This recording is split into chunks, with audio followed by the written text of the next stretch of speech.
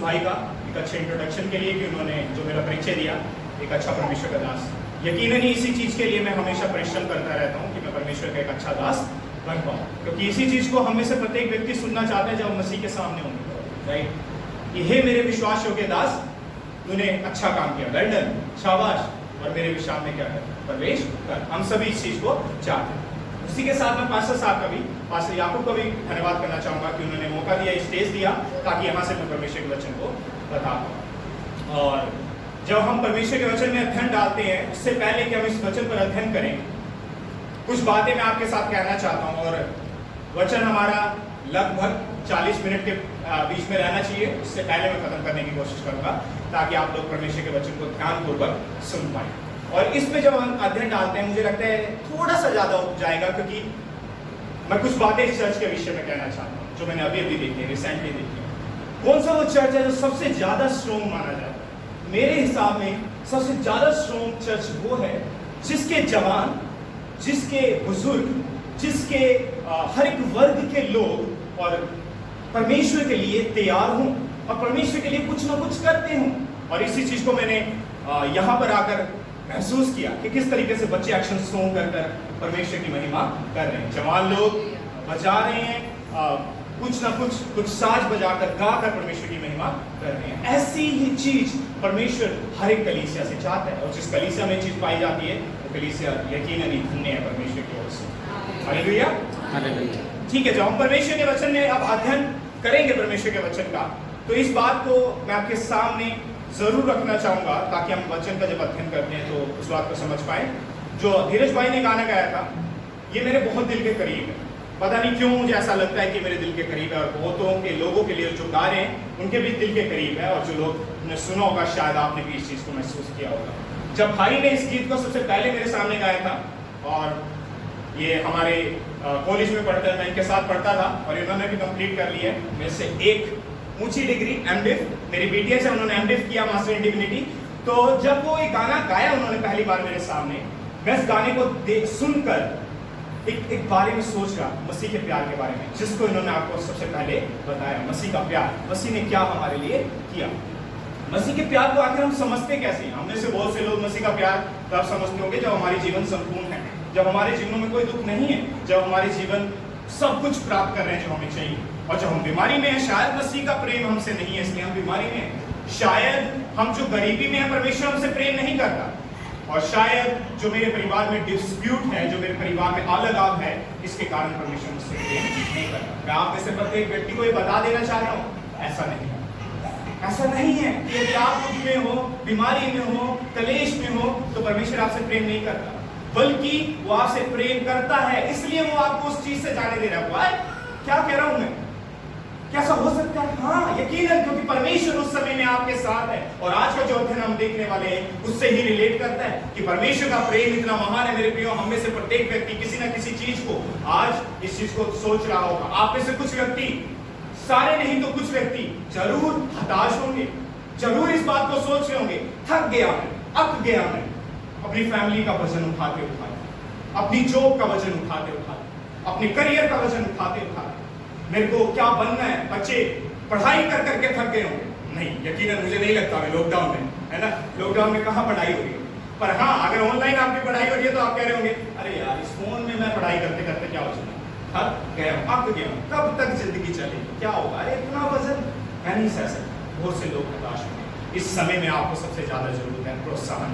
और ऐसे समय में यदि मैं आपके पास आकर कहूँ आपके ऊपर परमेश्वर का क्रोध है कि आप दुख में, तो आप उससे भी ज्यादा दुखी हो जाओगे जो आप ऑलरेडी।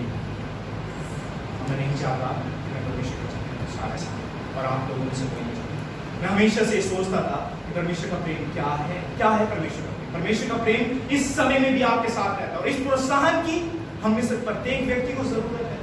और ये प्रोत्साहन तभी हमारे पास आता है जब मसीह के वचनों का अध्ययन कर रहे हो, मसीह के वचनों को जी रहे हो, और मसीह के वचन को प्रोक्लेम कर रहे हो, दूसरों को बता रहे हो। ये मेरा संपूर्ण कर्तव्य है। मेरे प्रियो, मैं आप लोगों से कहता हूँ, इस समय में आपको प्रोत्साहन की जरूरत है, राइट? तो आज का जो अध्ययन हम देखने वाले हैं, 2 कुरिन्थियों का 4 अध्याय 7 से लेकर जो आपके बीच में पढ़ा गया 18 पद तक, मेरे प्रियो लोगों, मैं आपसे कहना चाहता हूँ कि परमेश्वर का वचन यहाँ पर परमेश्वर का दास पौलुस ये सिखाना चाहता है कि मसीह में आप प्रोत्साहित रहो, मसीह यीशु में हरदम आप क्या रहो, प्रोत्साहित रहो। ये प्रोत्साहन कभी खोना नहीं चाहिए। बी मोटिवेटेड इन क्राइस्ट, हमेशा से परमेश्वर के बीच में, परमेश्वर में क्या रहो, उत्साहित रहो, प्रोत्साहन प्राप्त करो।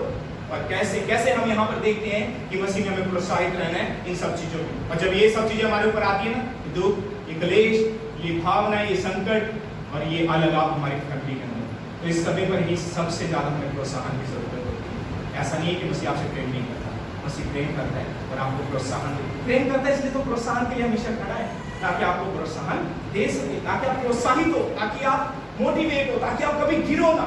और इस समय में ये होता है कि क्या होता है, आप थक जाते हो, फिर थकने के बाद क्या होता है, बिल्कुल आत्मिकता जो होती है ना, जो यहाँ से होती है बिल्कुल यहाँ आ जाती है। मैं जितना भी प्रचार करने वाला हूँ, जब मेरे ऊपर भी संकट आएगा तो क्या होता है, आत्मिकता क्या होती है, डाउन चली जाती है। ये जो शब्द हम बोल रहे हैं आज, हालेलुया, परमेश्वर की स्तुति हो, ये भी बहुत कम मुंह से निकलता है, क्योंकि हम कहते हैं कैसे मैं प्रभु की स्तुति कर सकता हूँ। I am not in mood off praising God, मैं मूड में नहीं हूँ कि मैं परमेश्वर की महिमा करूँ।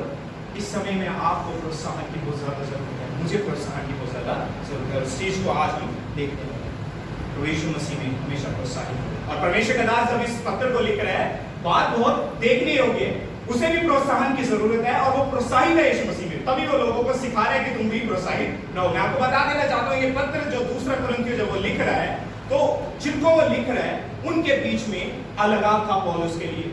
वो लोग पौलुस को ये कह रहे थे, लोगों ने उन्हें भड़का दिया था कि पौलुस तो अपने मतलब के लिए तुम्हारे सेवकाई कर रहा है, अपना सब कुछ कमाना चाहता है। और ये सब गलत भावनाएं वहां पर आ गई, अलगाव आ गया उस कलीसिया के बीच में। पौलुस संकट में है, पौलुस के बारे में लोगों के प्रति गलत गलत विचार आ गए कलीसिया के अंदर, और वो एक पत्र लिखकर उन्हें कहता है कि मैं भी इस संकट में प्रभु में क्या प्रोत्साहित, आप सभी को भी प्रभु में क्या है, प्रोत्साहित होना है। आप में से हर एक व्यक्ति किसी न किसी चीज से आज प्रोत्साहन हो रहा होगा, और यदि आप इस प्रोत्साहन को खोगे, वो दिन दूर नहीं जब आप मसीह से अपने आप को दूर महसूस करोगे, वो दिन दूर नहीं जब आप उसकी फेलोशिप से धीरे धीरे दूर होगे, वो दिन दूर नहीं जब आप उसकी आराधना करनी बंद कर दोगे, वो दिन दूर नहीं जब आप उसके वचनों को पढ़ना बंद कर दोगे। इसलिए यीशु मसीह के प्रोत्साहन के लिए बहुत ज्यादा जरूरत है। तो मसीह के प्रोत्साहन को आखिर कैसे मैं प्राप्त करूं, आइए देखते हैं।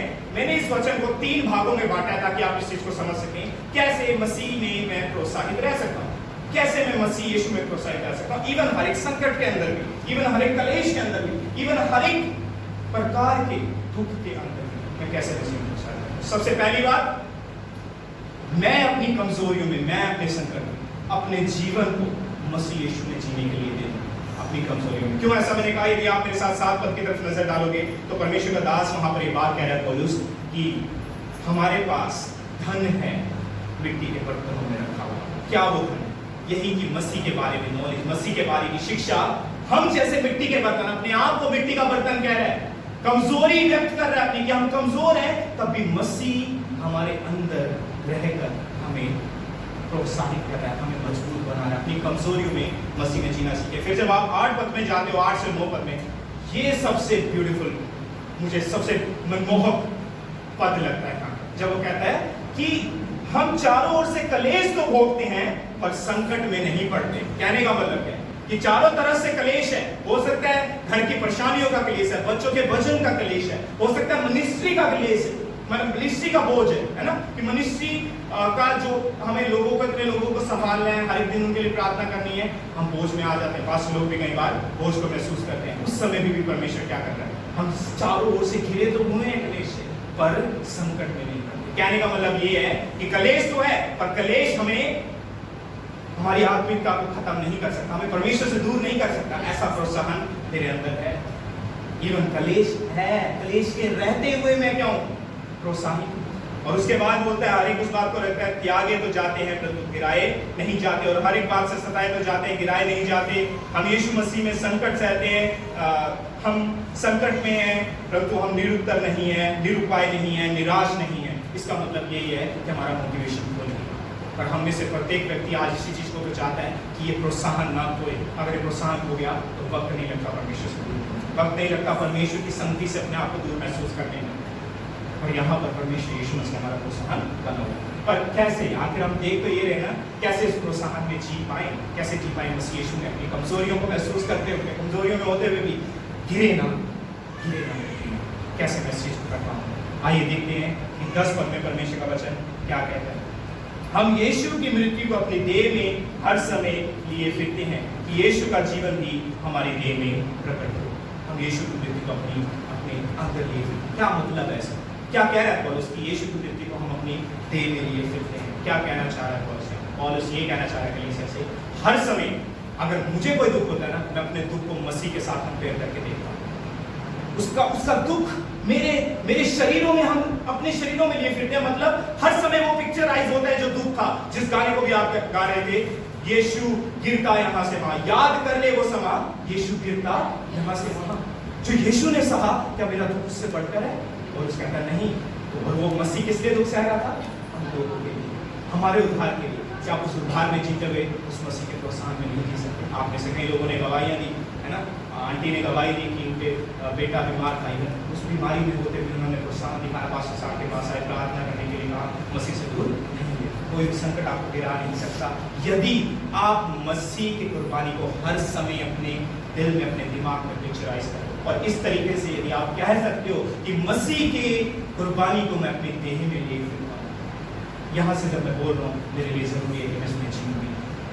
और मैं चाहता हूं कि मैं इसमें जीऊं, और मैं चाहता हूं आप में से प्रत्येक व्यक्ति मसीह की कुर्बानी को अपने दिमाग में पिक्चराइज करें। बहुत कम समय ऐसा होता है कि हम ऐसा करते हैं। हम दे दिए गए, जीवित होते हुए हम मृत्यु के हाथ में दे दिए गए। 11 पद इस प्रकार से कहता है कि हम जीवित हैं, तब भी हम मृत्यु के हाथों में क्या किए गए? सौंपे गए। अपने आप को मृत्यु के हाथों में क्या कर दिया? सौंप दिया। इसलिए मृत्यु हम पर और जीवन तुम पर प्रभाव डालता है। कह रहा है पौलुस, हे कलीसिया, हम तुम्हारे लिए हर संकट को सह रहे हैं, पर प्रोत्साहन नहीं हो रहे, क्योंकि हमारा प्रोत्साहन देने वाला मसीह यीशु है। और हम सौंप रहे अपने आप को उन दुखों में, अपनी इच्छाओं से, कि कोई बात नहीं, मसीह है। सौंपने का मतलब क्या है? सौंपने का मतलब ये है कि उन दुखों में बने हुए, मसीह को छोड़ नहीं रहे और उसको शान को खो नहीं रहे, और इस कारण क्योंकि मसीह हमारे साथ है। और हम इसे प्रत्येक व्यक्ति को ऐसा ही करना। और कह रहा है कि अब जब हम ऐसा कर रहे हैं ना मेरे प्रियो, तो एक चीज है जो 12 पद में, वो जीवन तुम्हें मिल रहा है। वो जीवन तुम्हें मिल रहा है हमारे दुख सहने से, यानी कि कुछ भलाई है दुखों में, कहीं ना कहीं। दुख गलत नहीं है, कलेश गलत नहीं है, वो हमेशा आपको परमेश्वर की तरफ लेकर जाता है। नहीं, हम में से कोई भी व्यक्ति परमेश्वर के नजदीक न जाए। जब जिंदगियां सफल हो जाती हैं तो जिंदगी में कोई दुख नहीं होता, तो मसीह से दूरी तो आप जरूर अपनी जिंदगी में महसूस कहीं ना कहीं महसूस करो, पर दुख हमेशा मसीह की तरफ क्या करते हैं? लेकर जाते हैं। यही कहते हैं कि मसीह से प्रार्थना करें, आइए हम वचनों को पढ़ें, आइए परमेश्वर के और नजदीक जाएं।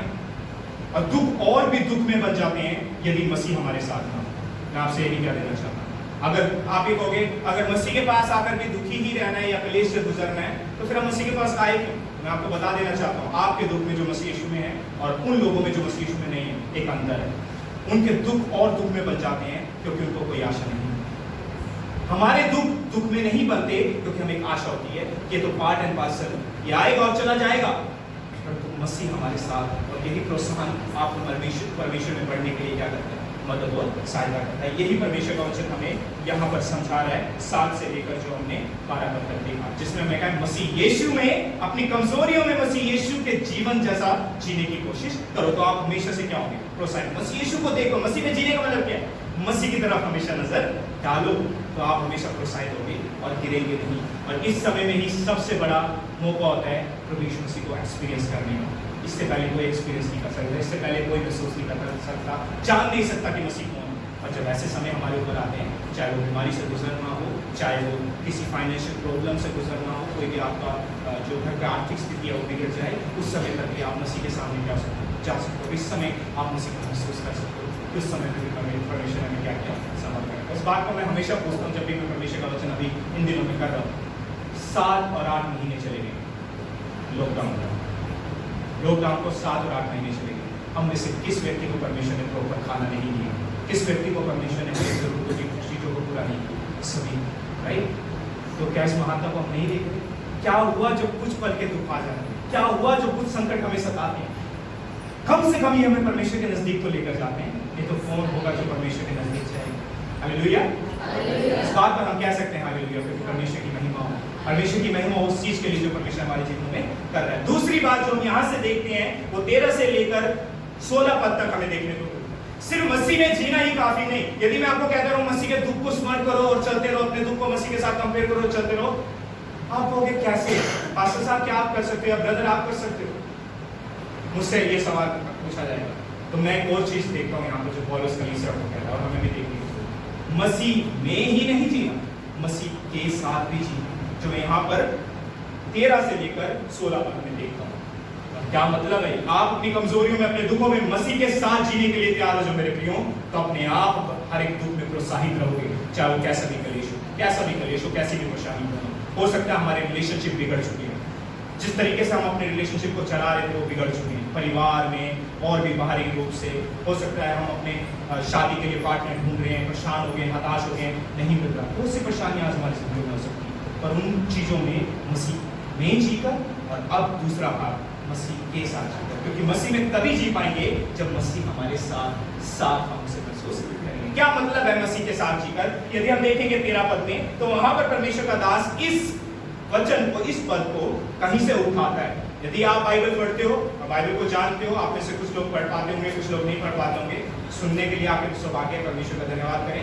पर अगर आप पढ़ पाते हो तो हमेशा बाइबल में आपने एक चीज नोटिस की होगी, स्टार। कई पद के ऊपर क्या होता है? स्टार होता है। उस स्टार में अगर आप नीचे जाकर देखोगे तो इस पद में भजन संहिता 116 है 10 पद से ये दिया गया था, और कह रहे हैं, क्या कह रहे हैं 13 पद में? इसलिए हम में वही विश्वास की आत्मा है जिसके विषय में लिखा है, मैंने विश्वास किया इसलिए मैं बोला, हम भी विश्वास करते हैं इसलिए हम बोलते हैं। ये पता किसने कहा? ये भजन लिखने वाले ने ये बात कही थी, और किस समय पर कही थी? कि जिस समय वो भी दूर से गुजर रहे। कह रहा हम विश्वास करते हैं इसलिए बोलते हैं। और अगर आप पूरा उस चीज को देखोगे, मैं आपसे चाहूंगा, ये आपका होमवर्क रहेगा, फिर जाकर भजन संहिता 116 अध्याय पढ़ना, या फिर हो क्या रहा है वहां पर, पूरा संदर्भ क्या है उसका। वहां पर वो दुख में कह रहा है, प्रभु तूने मुझे अधोलोक से बचा लिया, प्रभु तू, तेरी मौजूदगी में मैं हमेशा चलता रहूंगा, यहोवा नित्य मैं तेरी मौजूदगी में क्या करूंगा? चलूंगा, यानी कि तुझे अपने साथ लेकर चलूंगा, इसलिए मैं तुझमें जी पाऊंगा। कितना मनमोहक बन जाता है कि मैं विश्वास किया इसलिए हम बोलते हैं। जो भजनकार है वो कहता है कि मैंने विश्वास किया इसलिए मैं बोलता हूँ। उसी बात को पौलुस उठाकर कहता है, हमने विश्वास किया और हम भी बोलते हैं कि मसीह हमारे साथ है, मसीह के साथ हम जी रहे हैं, उसकी मौजूदगी, उसके साथ जीना बहुत ज्यादा जरूरी है, तभी आप उसकी कुर्बानी को याद कर पाएंगे। क्या और मतलब है मसीह के साथ जीने का? आइए 14 पद से देखते हैं। आपके पास बाइबल है? अगर है प्लीज अपनी बाइबल में 14 पद की तरफ देखिए, जब मैं आपके सामने से पढ़ता हूँ। क्योंकि हम जानते हैं कि जिसने प्रभु यीशु को जिलाया वही हमें भी यीशु मसीह में भागी जानकर जिलाएगा और तुम्हारे साथ अपने सामने उपस्थित करेगा। अब यहाँ पर ये बात लिखी गई है कि हम जो मसीह के साथ जीते हैं उसके बेनिफिट्स में जीते। हमें पता है कि उसका लाभ क्या है, मसीह का हमारे जीवनों में होने का लाभ क्या है, और ये लाभ कोई संसारिक नहीं, ये लाभ एक ऐसा अद्भुत लाभ है जो संसार में रहते हुए, एक ऐसा आत्मिक लाभ है जो संसार में रहते हुए आपको हमेशा प्रोत्साहित रखता है जब आप मसीह के साथ चलते हैं अपनी कमजोरी में। ये लाभ ये है कि जिसने मसीह यीशु को जिलाया हम भी एक दिन जिला दिए जाएंगे। यदि कोई भी दुख आपके पास हो ना, कोई भी दुख आपके पास हो, आप निकल जाओगे यदि आपको पता हो कि इस समय के बाद हमें कुछ मिलने वाला है। पर अगर ऐसा कुछ हो कि आगे आपका जीवन बर्बाद है, आप आगे जी नहीं सकते, तो दुख और दुख में बन जाते हैं। तो फिर से दोहरा रहा है, क्योंकि हम मसीह यीशु में जिला दिए जाएंगे। आशा हमारे पास है यीशु मसीह के साथ। अगर यीशु मसीह को हम जानते हैं और यीशु मसीह में और यीशु मसीह के साथ जो दूसरे भाग में देख रहे हैं जीते। और ये वचन जो परमेश्वर का दास यहाँ पर लिख रहे हैं 14 पद में, ये बहुत गहरा है कि मसीह के साथ जैसे मसीह को जिलाया गया हम भी जिला दिए जाएंगे। और ये जिलाना कोई ऐसा नहीं होगा 1 और 2 दिन का। सबसे महत्वपूर्ण बात यह है कि सदा सदा का होगा। मैं परमेश्वर के सामने उपस्थित होऊंगा। हम जैसे कितने लोग ये दावे से कह सकते हैं कि यदि आज भी मरूं, आज मैं मसीह यीशु के पास, आज मैं स्वर्ग में रहूंगा। पर यदि आप मसीह के साथ जियो तो मैं और आप दावे से कह सकते हैं यस डेफिनेटली मैं परमेश्वर के साथ हूँ। और यदि आज हम अपनी जिंदगी को जी रहे हैं और इस आशा में नहीं है, तो क्या कमाई और क्या कलेश और क्या संकट यदि ये आशा ही नहीं है। आपको पता है कितने साल की जिंदगी, और मसीह आपको रहने नहीं देता बहुत देर तक कलेश में। वो अपनी जरूरतों में अपने पार्ट एंड पार्सल बार दोहरा रहा हूँ, आते ही चले जाते हैं। मसीह आपका प्रोत्साहन बन के खड़ा होता है और निकाल भी देता है। और इन सब चीजों से हम मसीह के प्यार को काउंट ना करें, नहीं तो हमेशा अपने प्रोत्साहन को होते रहेंगे, हमेशा परमेश्वर से दूर होते रहेंगे। और इसके बाद वो और भी बातें और भी लाभ बताता है। 15 पद में कुछ ऐसे लाभ बताता है जो अभी तक वो बोलता है। कह रहा है 15 पद में, क्योंकि सब वस्तुएं तुम्हारे लिए हैं ताकि अनुग्रह बहुतों के द्वारा अधिक होकर परमेश्वर की महिमा के लिए धन्यवाद भी बढ़ाए। जो सब चीजें वो तुम्हारे लिए, क्या मतलब है सब चीजों का? क्या परमेश्वर हमें बोल रहा है कि सब चीजें जितना भी देख रहे हो आप संसार में, कोई भी प्रॉपर्टी किसी की देखो आपकी है, सोचना हमने परमेश्वर के वचन को यहाँ पर क्या लिखा जाए। जब वचन एक वचन उसके संदर्भ से निकाल दिया जाता है, मैं कहता हूँ वो वचन को हम खत्म कर देते हैं, उसके संदर्भ में देखते रहे। वो कह रहा है सब कुछ तुम्हारा है, तो उसका मतलब ये है कि जो भी ऊपर से अभी तक मैंने बेनिफिट्स गिनवाए हैं सब तुम्हारे हैं। और अगर आप इसी चीज को पहला कुरिन्थियों में देखते हो जाकर, उसके 3 अध्याय में उसके 22 पद से लेकर वो बता रहा है क्या पौलुस, क्या जीवन, क्या मृत्यु, सब कुछ तुम्हारा है। अरे तुम मृत्यु से डरते हो, मत डरो, तुम्हारे पास है कि परमेश्वर जीवन दे रहा है तुम्हें, उसके पास सब कुछ तुम्हारा है। क्या पौलुस, क्या महानताएं, क्या प्रधानताएं, सब तुम्हारा है। और ये है परमेश्वर का अनुग्रह कि हम सब चीजों के ऊपर जयवंत होकर जीते। वो चीजें हमारे ऊपर जयवंत होकर नहीं जीती, हम उन चीजों के ऊपर जयवंत होकर जीते यदि हम मसीह के साथ जी लेंगे। ये उसका कहने का मतलब है। और जब आप ऐसी जिंदगी जीते हो तो आप अपने लिए अनुग्रह का कारण नहीं बनते। मैं अपने लिए अनुग्रह का कारण नहीं बनता, परंतु मैं बहुतों के लिए अनुग्रह का कारण बनता हूं। दूसरे लोग देखकर कहते हैं कैसा है इसका मसीह जिसमें विश्वास रखता है, और ये सब में गिराया नहीं जाता। संकट में पड़ता तो है परंतु गिराया नहीं जाता। हताश तो है पर निरुपाय नहीं है, इसका कभी उपाय नहीं चलता। ऐसा मोटिवेशन मसीह में, ऐसा प्रोत्साहन हमें देखने को मिलता है, चाहे वो हमारे किसी भी प्रकार से हो सकता है। फिर से दोहराऊंगा इस चीज को, बीमारी है ना, बिजनेस में लॉस हो जाना, स्टडी में लॉस हो जाना, जितने बच्चे यहाँ पर बैठे हैं कि बार फेल हो जाना, बार फेल हो जाना। और इस चीज़ को मैं इसलिए दोहरा रहा हूँ क्योंकि मैं वो व्यक्ति हूँ जिसने 10वीं में कंपार्टमेंट ली थी एंड 12वीं में भी कंपार्टमेंट ली थी, और मैं बहुत अच्छा पढ़ने वाला नहीं था। और हमेशा ये सोचता था मसीह क्या मैं कभी करियर में आगे जा पाऊँगा। हमेशा प्रार्थना में इन चीज़ों को रखा मेरे को, और यहाँ मैं हूँ कि मैं अपनी ट्रेनिंग पूरी कर पाया मसीह की वजह के अनुसार। तो ये चीज़ हमेशा हमारी जिंदगी में रहना चाहिए, कैसा भी कलेश क्यों आ जाए मसीह से दूर नहीं। कलेश को आप हमेशा दुख इसलिए होता है क्योंकि हमें बताया जाता है कलेश इसलिए है क्योंकि मसीह आपसे प्रेम नहीं करता। नहीं, मैं नहीं मानता कि अगर ऐसा है कि हम मसीह हमसे प्रेम नहीं करता तो क्यों प्रेरित लोग, सबसे ज्यादा दुख पाने वाले लोग, क्या परमेश्वर उनसे प्रेम नहीं करता था?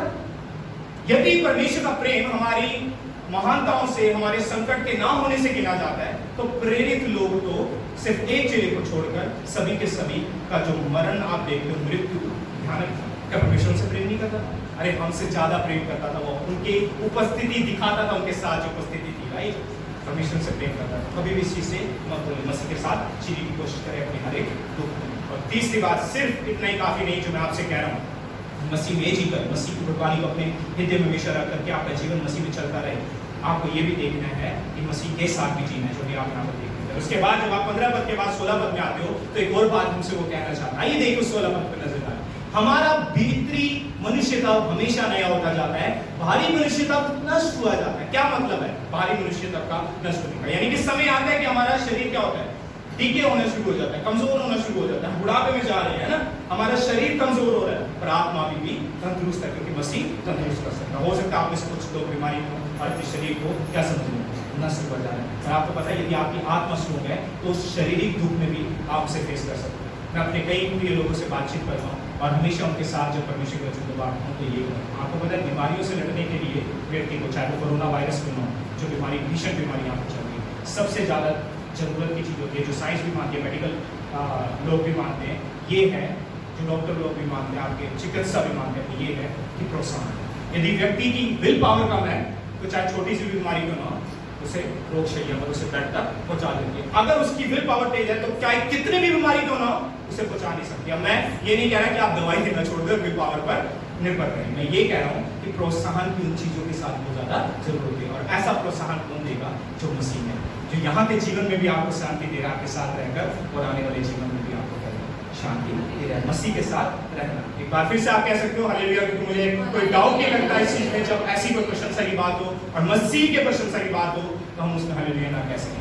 दूसरी बात, तीसरी बात जो हम यहाँ पर जल्दी से देखेंगे और उसके बाद समाप्त करेंगे, मसीह में जीकर परमेश्वर का दास कह रहा है मसीह की कुर्बानी को हमेशा अपने सामने रखकर, हमारी कुर्बानी तो कुछ भी नहीं है जिस दुख में हम जीते हैं, हम अपने मसीह की कुर्बानी को अपने देहों में देख लेते हैं। सिर्फ उतना नहीं, मसीह के साथ जीकर उन बेनिफिट्स में हमें पता है कि मसीह के साथ हम एक दिन जिला दिए जाएंगे, उसके साथ होंगे, और उसी बात को याद कर हम उसमें जीने के लिए भी तैयार होते हैं, हर दुख को सहने के लिए भी तैयार होते हैं, गिराए नहीं जाते, संकट में पड़ते गिराए नहीं जाते, हताश होते हैं परंतु निरुत्तर नहीं होते। पर उसके लिए और बड़ी बात परमेश्वर का दास है, और बड़ा रहस्य उनके सामने खोलने जा रहा है। ये बात हम में से प्रत्येक व्यक्ति को संतुष्ट कर सकती है, प्रत्येक व्यक्ति को प्रोत्साहित कर सकती है मसीह यीशु में, और मसीह यीशु को छोड़ हम अपनी जिंदगी में कहीं भी नहीं जाएंगे। और ये बात है आने वाले समय की कुछ बातें आइए देखते हैं 17 पद में परमेश्वर का दास किस तरीके से लिखा है 17 और 18 में।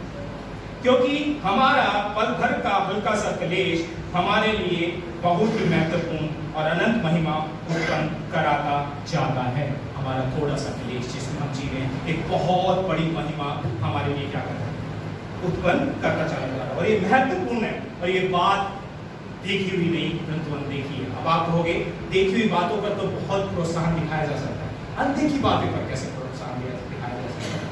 क्योंकि अनदेखी बातों पर इसलिए प्रोत्साहन दिखाया जा सकता है क्योंकि क्यूरियोसिटी और भावना और उत्तेजना उस चीज के प्रति ज्यादा होती है जो देखी नहीं गई, और जो देखी गई उसके प्रति कोई उत्तेजना नहीं रहती। क्या सब में सही है? गलत? जो आपने देख ली कि ये चीज आपको मिलने वाली है, ठीक है देख ली, कैसा कुछ नहीं। और जो चीज देखी नहीं है उसके लिए उत्तेजना रहती है। जैसे अगर आपको बच्चों में से किसी को क्या दिया जाए, आने वाले बर्थडे गिफ्ट पर आपको गिफ्ट मिलने वाला है और गिफ्ट बताया ना जाए, तो बच्चा बर्थडे तक आने तक पता नहीं कितनी बार माँ बाप के पास चला जाएगा, वो कौन सा गिफ्ट है बता देते ना, उसकी उत्तेजना खत्म नहीं होती। इसलिए यहाँ पर परमेश्वर का दास पौलुस बता रहा है कि ये अनदेखी चीजें हैं, इसलिए प्रोत्साहन करो और इसलिए उत्तेजना बढ़ाओ क्योंकि ये महत्वपूर्ण है। इसके लिए अपने हर एक दुख में मसीह से दूर ना हो। और उस बच्चे को जैसा कहोगे ना उसके बर्थडे तक सीधा नाक की लकीर चलेगा। क्यों? क्योंकि उसे पता है ये ऐसी चीज है कि जो मैंने देखी नहीं है, और मसीह में भी आपके पास ऐसी चीज है, पर उसको डिस्क्राइब जरूर किया गया बाइबल में, देखी नहीं है पर डिस्क्राइब किया गया है, उसको प्रदर्शित किया गया बाइबल में। और वो चीज आपको आगे अगर आप पढ़ना चाहते हैं, बाइबल में अच्छा अध्ययन करना चाहते हैं, मैं आपसे चाहूंगा फिर से एक बार होमवर्क देना मुझे अच्छा लगता है क्योंकि मुझे भी दिया गया था जब कोई प्रचार किया करता था और मैं इसके अधीन रहता था। और वो ये है कि दूसरा ग्रंथ का 5 अध्याय पढ़ना, उसमें लिखा गया वो कौन सी चीज है। हमारा पृथ्वी पर का डेरा सरीके गिराया जाता है और आने वाला जो घर कभी गिराया नहीं जाएगा वो हमें क्या करना है, मिलने वाला है। इसके कारण मेरे प्रियो आप मसीह में जियो, तो परमेश्वर की महिमा के लिए आप जियो अपने जीवन में, अपनी कमजोरियों में। तीसरा पॉइंट ये है कि अपनी कमजोरियों में परमेश्वर की महिमा के लिए जियो, और ये महिमा जिसके लिए आपने देखा नहीं, जिसके लिए उत्तेजना आपकी बढ़ती चली जाएगी, और ये महिमा की जब आप सदा सदा तक मसीह के साथ रहोगे तो अभी तक जो आप लोगों ने सीखा मेरे प्रियो, मैं उसको दोहरा देना चाहता हूँ। अपनी कमजोरियों में मसीह में जियो, उसके दुखों को हमेशा स्मरण करते हुए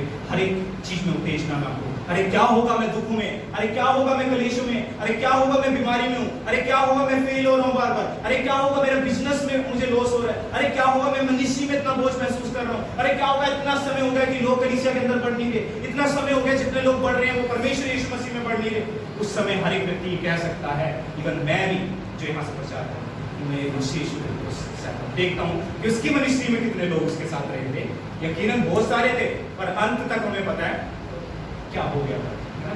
तो कई बार ऐसा भी समय आता है, ऐसा भी समय हमें देखना पड़ता है। मैंने भी अपनी जीवन के अंदर देखा है और देख भी रहा हूँ, परंतु मैं कभी भी मसीह में प्रोत्साहन नहीं हो पा रहा हूँ। कोई भी ऐसा नहीं करे, मसीह के दुख को स्मरण करके मेरी जिंदगी सारी उसी में चली जा सकती है अगर मैं फिर मसीह के बेनिफिट्स, मसीह के जो लाभ हैं उसमें, उस जीवन में उसके साथ जीकर जो मजा मसीह के साथ जीने में है वो कहीं नहीं है मेरे प्रिय लोगों। चाहे वो किसी भी आपके पाप में जो हमारे गुनाहों में जितना भी मजा हमें मिलता है वो कुछ समय का होता है। ये जितना भी आज लोग हम देख रहे हैं नशे, कितनी देर का आपको आनंद देते हैं। मेरे कई अजीज लोग उन चीजों में, और मैंने उनसे कई बार बातचीत की और वो कहते हैं इसे हम छोड़ नहीं सकते। क्यों? क्योंकि ये ऐसा आनंद देता है जो दुनिया नहीं देती और हम दूसरी दुनिया में पहुंच जाते हैं। और मैं उनसे हमेशा पूछता हूँ कि दूसरी दुनिया में कितनी देर तक रहेगा, और उनका आंसर होता है लगभग 1 घंटा 2 घंटा या फिर पूरा दिन भी कई बार चला जाता है।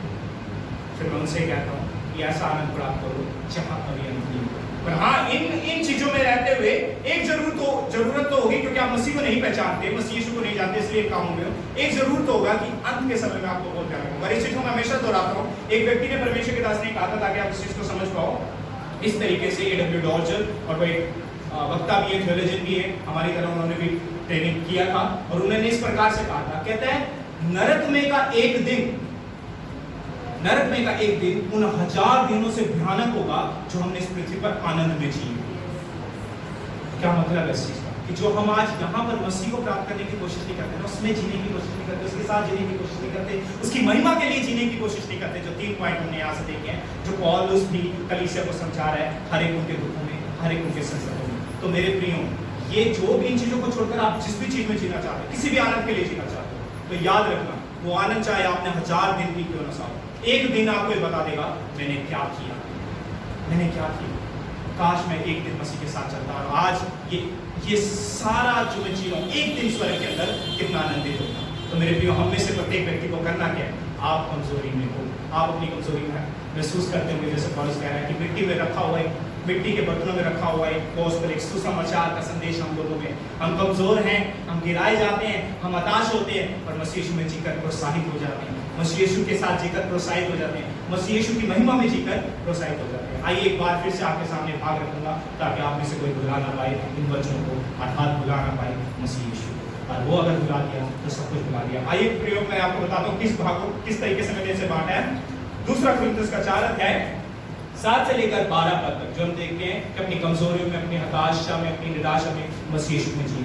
फिर उसके बाद 13 से लेकर 16 पद तक मसीह यीशु के उन लाभ में जो मसीह यीशु में है, मसीह यीशु के साथ जी अपनी कमजोरियों में, जो 13 से लेकर 16 पद तक मिलता। उसके बाद तीसरा पॉइंट जो महत्वपूर्ण है, ये दो बातें तब हो पाएंगी जब इस तीसरी बात पर हमारा ध्यान होगा, और ये तीसरी बात ये है कि अपनी कमजोरियों में मसीह यीशु की महिमा के लिए जी, जो मसीह यीशु के साथ आपको महिमा मिलेगी, अनदेखी चीजें जो सदैव की होगी, जो कभी अंत नहीं होगा, जहाँ पर कभी दुख नहीं होगा, जहाँ पर कभी क्लेश नहीं होगा, जहाँ पर कोई बीमारी नहीं होगी, जहाँ पर आप सब कुछ और वहाँ पर ऐसी भूख भी नहीं होगी जैसे यहाँ पर होगी। तड़प जाते हैं ना, अगर लग रही हो भूख, अगर 2 बजे का समय और खाना लग रही तड़प जाते हैं, ऐसी भूख नहीं होगी, खाना होगा पर ऐसी भूख नहीं होगी जिसमें हम तड़प जाएं।